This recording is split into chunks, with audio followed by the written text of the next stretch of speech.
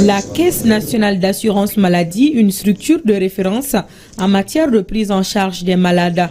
Une sollicitation qui oblige les administrateurs de revoir à la hausse les ambitions de la CANAMA.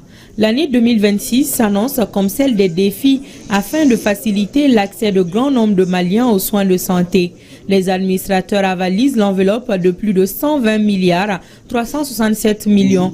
Ce budget vise, selon le président du conseil d'administration, à garantir la soutenabilité du régime d'assurance maladie.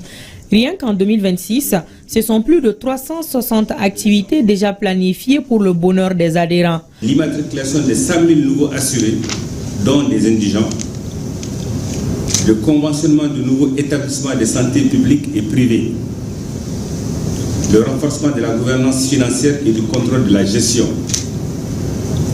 l'amélioration de la qualité des soins et la satisfaction des assurés, la modernisation du système d'information et la gestion biométrique,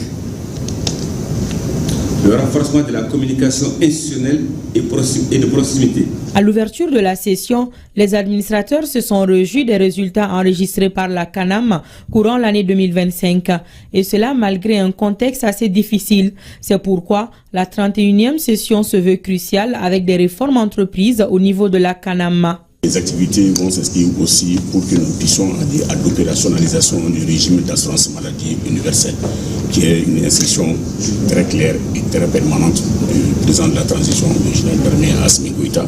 Nous allons continuer en 2026 et parallèlement à la modernisation de notre système. Ça veut dire quoi? La digitalisation. Il faut que nous partions vers cette digitalisation, que ce soit les paiements, que ce soit les prestations de santé.